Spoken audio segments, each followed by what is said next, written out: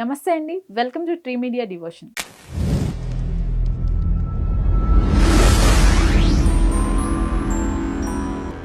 స్వామి నమస్తే. హరి ఓం.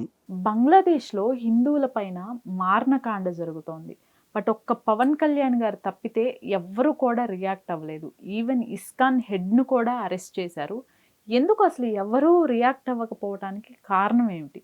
ఎందుకు మాట్లాడట్లేదంటే ఇక్కడ ఆశించిన వాడే శాసించగలుగుతాడు. నీలో ఏ ఆశ ఉంచినా సరే, ఆశ ఉన్నా సరే వాడు గళమెప్పలేడు. కాబట్టి గళమెప్పలేడు కాబట్టి ప్రతి ఒక్కరూ కూడా గళం ఎప్పట్లేదంటే వాళ్ళు ఏదో ఆశిస్తున్నారని అర్థం. అది ఏ పార్టీ అయినా కావచ్చు, ఏ మతమైనా కావచ్చు. ఇప్పుడు ఇస్కాన్ గురించి, ఇస్కాన్ ఒక హెడ్ని అక్కడ బంధించి ఉంచినప్పుడు ఇస్కాన్ వాళ్ళు ఎందుకు మాట్లాడట్లేదు అంటే ఇస్కాన్లో మిగతా వాళ్ళ మీద దాడి జరుగుతుందేమో అనే భయం. మిగతా దేశాల్లో ఇస్కాన్ అంతా ఉన్నది, అదే ముస్లిం దేశాల్లో రేపొద్దున అక్కడ మా ఇస్కాన్ వాళ్ళ మీద దాడి జరుగుతుందేమో అనేటువంటి వీక్నెస్. అవును, అంతేనా? నాకు తెలియదు. మీరు ఎందుకు ఊరుకున్నారో నాకైతే తెలియదు. ఇస్కాన్ విమర్శించానని అనుకోకండి, పరామర్శించుకోండి మీరు. అంటే మీలో కూడా శాఖోపశాఖలు, మీలో కూడా వివాదాలు ఉన్నాయని బయట వాళ్ళకి తెలిసే ప్రమాదం ఉంది. అందుకు వెంటనే బంగ్లాదేశ్లో హిందువులు కాదు, ఇస్కాన్ హెడ్ని అరెస్ట్ చేయడం జరిగింది. కాబట్టి ఇక్కడ పవన్ కళ్యాణ్ ఒక్కరే మాట్లాడారు, నిజానికి ఒక్కడే మాట్లాడాడు, ఇంకెవరూ గళం ఎప్పలేదు. ఎంచేతంటే తనకి ఏ ఆశ లేదని దీన్ని బట్టి తెలుస్తుంది. ఆశించిన వాడే శాసించగలడని నేను పదే పదే చెప్తున్నాను, నా ప్రబోధాల్లో రాయడం జరిగింది. కాబట్టి అందరికీ ఏదో ఆశ ఉంది, కానీ ఆశ లేని వాడే చూడండి సమాజంలోకి వచ్చి సనాతన ధర్మం మొట్టమొదట సంవత్సరంన్నర క్రితం నేను మొదలుపెట్టాను మీ టీవీలో సనాతన ధర్మం. ఇప్పుడు చూడండి సనాతన ధర్మం రేపొద్దున సాగర మేళ అని మొదలు పెడుతున్నాను. రెండవ సంకల్పం కుంభమేళ అంతా నార్త్లో జరుగుతుంది. కానీ సనాతన ధర్మం గురించి ఎవరికీ సోయి లేకుండా పోతుంది మనకిక్కడ. అక్కడ భక్తి అన్నీ కూడా పెరిగిపోయి బాగా సంరక్షించబడుతుంది. ఇక్కడికి వచ్చేసరికి దక్షిణ భారతదేశంలో విలువ లేదు ఎవరికి, సాధు సంతులకి పెద్దగా.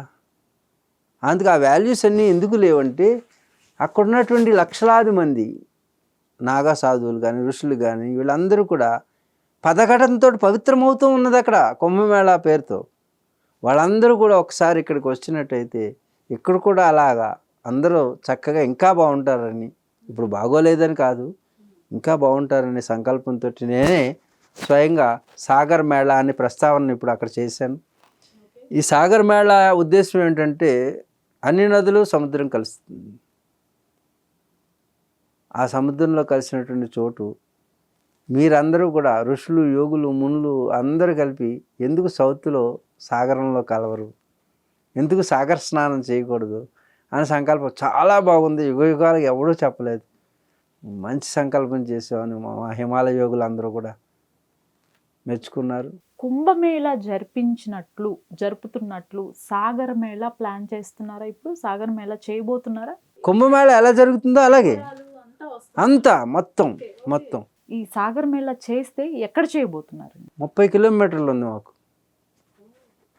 మాకు ఇప్పుడు భీమిల్ నుంచి ఆర్కే బీచ్ వరకు 30 కిలోమీటర్లు ఉంది. మాకు తెలుసు కదా, మేము ఎప్పటి నుంచో కుంభమేళా ఎలా జరుగుతుందో దాని గురించి అంతా తెలుసు.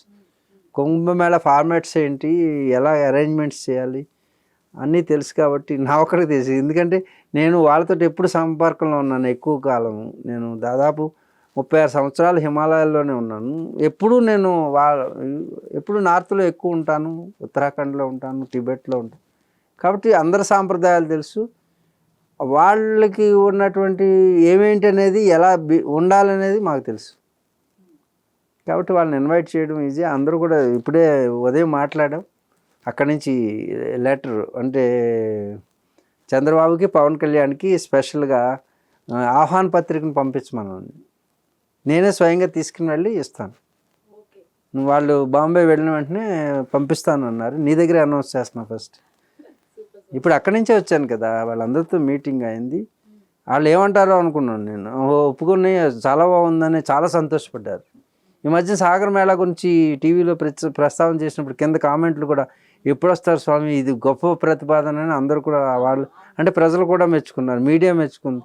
ఓహో, ఈ సంకల్పం మంచిదే అనమాట. పైనుంచి వచ్చిన ఆదేశం ఇది. ఏది సిద్ధయోగుల నుంచి వచ్చిన సంకల్పం మాలో ల్యాండ్ అవుతుంది, మాది కాదు ఇది. సాగర్ మేళా జరిపినట్టయితే అందరూ కూడా ఈ పవిత్రమైనటువంటి ఈ పుణ్యస్నానాలను సాగరంలో చేసినట్టయితే దక్షిణ భారతదేశం కూడా మరొకసారి వారి భావనలు వీరి భావనలు వేరుగా ఉండకుండా రెండు కూడా ఐక్యత చెంది సనాతన ధర్మానికి విఘాతం అనేది లేకుండా పోతుందని మా సంకల్పం. అయితే పెద్ద సంకల్పమే చేశారు మీరు. మరి ఇన్ని రోజులు అందుకే తిరుగుతున్నాను నేను. Okay, okay. సాగర్ మేళా జరపాలి 2025లో ఎక్స్పెక్ట్ చేయొచ్చా? అంటే చాలా కసరత్తు చేయాలి, కొత్తగా కదా. అందుకని టాక్స్ అయితే జరిగినాయి. అంటే రాకపోకలు లక్షల మంది, 40 కోట్ల మంది వస్తారు ఇప్పుడు. ఇవి మా వాళ్ళే లక్షల కోట్ల మంది, 1,20,00,000 మంది ఉన్నారు మా వాళ్ళు. ఎక్కడ అదంతా చూడాలి. ఎవరిని ఏ అఖాడాలని నియంత్రించాలి, నియంత్రించడం అవ్వదు కూడాను. అందుగురించి అన్ని దేశాలు వస్తాయి, ప్రపంచ దేశాలన్నీ వస్తాయి, మీడియాలు వస్తాయి. ఇదంతా ఒక పెద్ద ఇదనమాట. చిన్న ఈవెంట్ చేయడానికే ఎంత ఉంటుంది. అందుకే ఇవన్నీ కూడా మాట్లాడడానికి మొత్తం అంతా కూడా అక్కడ అయిపోయింది. హిమాలయ పార్ట్ అయింది, ఇప్పుడు గవర్నమెంట్ పార్ట్. వాళ్ళకి మీకు పంపించినట్టున్న చూడలేదా? పవన్ కళ్యాణ్కి, తర్వాత చంద్రబాబుకి వాళ్ళు మెసేజ్ ఇచ్చిన ఇవన్నీ పంపించాను.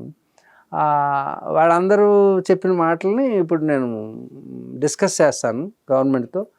ఒకవేళ గవర్నమెంట్ ఓకే అంటే దానికి గవర్నమెంట్ కూడా పెద్దగా ఖర్చు పెట్టాల్సిన పని ఉంటుంది. ఖర్చుకి సంబంధించింది మళ్ళీ ఎలా అయితే ఈవెంట్ మేనేజ్మెంట్ ఉంటుందో సేమ్ అలా గెట్ బ్యాక్ అనేది ఉంటుంది.